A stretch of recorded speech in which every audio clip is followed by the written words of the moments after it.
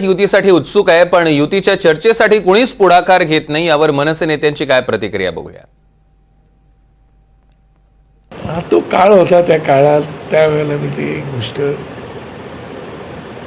करण्याचा प्रयत्न प्रामाणिकपणे केला होता आणि एखादी गोष्ट झाली तर त्याचं काय, राजकारणामध्ये चांगलं वाईट घडत असतं आणि आता पुढे काय होईल मला त्याची कल्पना नाही, त्याच्यामुळे त्याविषयी भाष्य करणं मला काही उचित वाटत वेळ आणि नाही. वेळ नेहमीच येत असते ना, वेळ कधी नसते असं नाही, कुठलीच वेळ कधी वाईट नसते काय.